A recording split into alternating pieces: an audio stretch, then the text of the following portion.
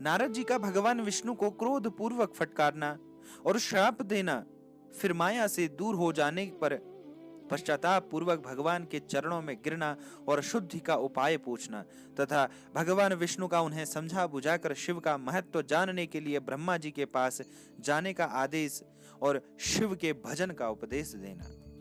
सूत जी कहते हैं, महर्षियों, माया मोहित नारद मुनि उन दोनों शिवगणों को यथोचित श्राप देकर भी भगवान शिव के इच्छावर मोह निंद्रा से जाग न सके।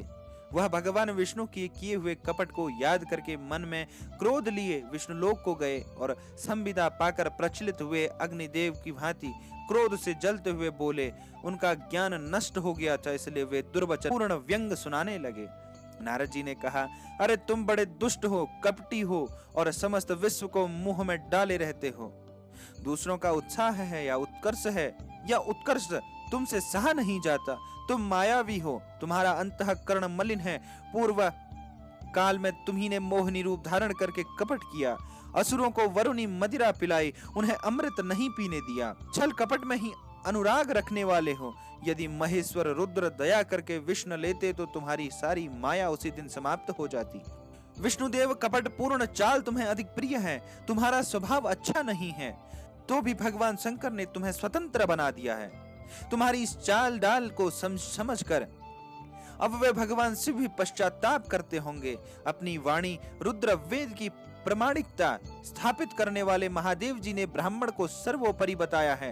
अरे इस बात को जानकर आज मैं बलपूर्वक तुम्हें ऐसी सीख दूंगा जिसे तुम फिर कभी कहीं भी ऐसा कर्म नहीं कर सकोगे। अब तक तुम्हें किसी शक्तिशाली या तेजस्वी पुरुष से पाला नहीं पड़ा था, इसलिए आज तुम निडर बने हुए हो, परंतु विष्णु अब तुम्हें अपनी करनी का पूरा फल मिलेगा। भगवान विष्णु से ऐसा कहकर माया मोहित नारद मुनि अपने ब्रह्म तेज का प्रदर्शन करते हुए क्रोध से खिल उठे और श्राप देते हुए बोले, तुमने स्त्री के लिए मुझे व्याकुल किया है, इसी तरह सबको मोह में डालते रहते हो। यह कपट पूर्ण कार्य करते हुए तुमने जिस स्वरूप से मुझे छल किया था, उसी स्वरूप से तुम मनुष्य हो जाओ और स्त्री के वियोग का दुख मिले। तुमने जिन वानरों के समान मेरा मुंह बनाया, वही उस समय तुम्हारे सहायक हों। तुम दूसरों को स्त्री विरह का दुख देने वाले हो, अतः स्वयं भी तुम्हें स्त्री के वियोग का दुख प्राप्त हो।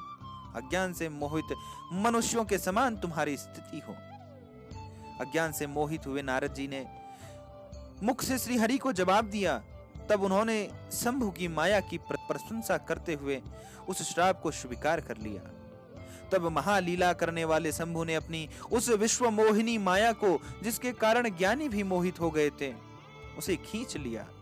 माया के तिरोहित होते ही नारद जी पूर्व व्रत शुद्ध बुद्धि युक्त हो गए। उन्हें पूर्व व्रत ज्ञान प्राप्त हो गया और उनकी सारी व्याकुलता जाती रही। इससे उनके मन में बड़ा विस्मय हुआ। अधिकाधिक पश्चाताप करते हुए बारंबार अपनी निंदा करने लगे। उस समय उन्होंने ज्ञानी को भी मुंह में डालने वाली भगवान शंभु की माया की सराहना की। तदंतर यह जानकर कि माया के कारण ही मैं भ्रम में पड़ गया था, यह सब कुछ मेरा माया जनित भ्रम ही था। वैष्णव शिरोमणि नारद जी भगवान विष्णु के चरणों में गिर पड़े। भगवान ने उन्हें उठाकर खड़ा कर दिया। उस समय अपने दुर्बुद्धि नष्ट हो जाने के कारण वे यूं बोले, नाथ, माया से मोहित होने के कारण मेरी बुद्धि बिगड़ गई थी, इसलिए मैंने आपके प्रति बहुत दुर्वचन कहे हैं, आपको श्राप तक दे डाला। प्रभु, मुझे आप माफ कर दीजिए।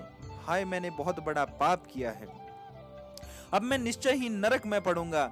हरि, मैं आपका दास हूं, बताइए मैं क्या उपाय करूं, कौन सा प्रयास करूं जिससे मेरा पाप समूल नष्ट हो जाए और मुझे नरक में ना गिरना पड़े। ऐसा कहकर शुद्ध बुद्धि वाले मुनि शिरोमणि नारद जी पुण्य भक्ति भाव से भगवान विष्णु के चरणों में गिर पड़े। उस समय उन्हें बड़ा पश्चाताप हो रहा था। तब श्री विष्णु ने उन्हें उठाकर मधुर वाणी में कहा, नाथ, खेद न करो, तुम तो मेरे भक्त हो, इसमें संशय नहीं है। मैं तुम्हें एक बात बताता हूं, सुनो, उससे निश्चय ही तुम्हारा परम हित होगा। तुम्हें नरक में नहीं जाना पड़ेगा। भगवान शिव तुम्हारा कल्याण करेंगे। तुमने मद से मोहित होकर जो भगवान शिव की बात नहीं मानी थी, उसकी अवहेलना कर दी थी, उसी अपराध का भगवान शिव ने तुम्हें कैसा फल दिया है, क्योंकि वही कर्म फल के दाता हैं। तुम अपने मन में यह दृढ़ निश्चय कर लो कि भगवान शिव की इच्छा से यह सब कुछ हुआ है। सबके स्वामी परमेश्वर शंकर ही गर्भ को दूर करने वाले हैं। वही परब्रह्म परमात्मा है। उन्हें सच्चिदानंद रूप से बोध होता है। वे निर्गुण और निर्विकार हैं। सत, रज और तम इन तीनों गुणों से परे हैं। वही अपनी माया को लेकर ब्रह्मा, विष्णु और महेश इन तीनों रूपों में प्रकट होते हैं। निर्गुण और सगुण भी वही हैं।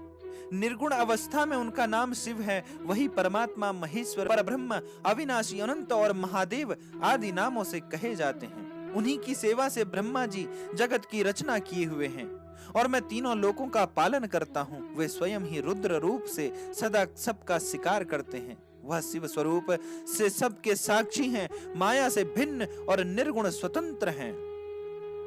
स्वतंत्र होने के कारण भी वह अपनी इच्छा के अनुसार चलते हैं। उनका विहार, आचार, व्यवहार उत्तम है और भक्तों पर दया करने वाले हैं। नारद मुनि, मैं तुम्हें एक सुंदर उपाय बताता हूँ जो सुखद, समस्त पापों का नाश और सदा भोग एवं मोक्ष को देने वाला है। तुम मुझे सुनाओ। वह अपने सारे भक्तों को जाकर तुम भगवान शंकर के सुयश का गान करो और सदा अनन्य भाव से शिव के सतनाम स्तोत्र का पाठ करो। मुने, तुम निरंतर उन्हीं की उपासना और उन्हीं का भजन करो और उन्हीं के यश को सुनो और सुनाओ तथा प्रतिदिन उनकी पूजा अर्चना करते रहो। नारद जो शरीर, मन और वाणी द्वारा भगवान शंकर की उपासना करता है, उसे पंडित या ज्ञानी जानना चाहिए। वह जीवन मुक्त कहलाता है। शिव इस पाप रूपी दावानल से बड़े बड़े पातकों के असंख्य पर्वत अनायास ही भस्म हो जाते हैं।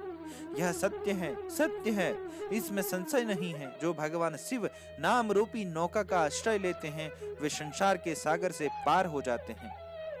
संसार की मूलभूत उनके सारे पाप निसंदेह नष्ट हो जाते हैं। महामुने, संसार की मूलभूत जो पातक रूपी वृक्ष है, उनका शिव नाम रूपी कुठार से निश्चय ही नाश हो जाता है।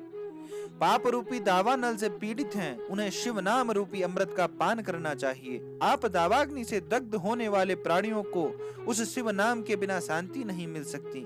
संपूर्ण वेदों का अवलोकन करके पूर्ववर्ती विद्वानों ने यही निश्चय किया है कि भगवान शिव की पूजा ही उत्कृष्ट साधन तथा जन्म मरण रूपी संसार बंधन के नाश का उपाय है।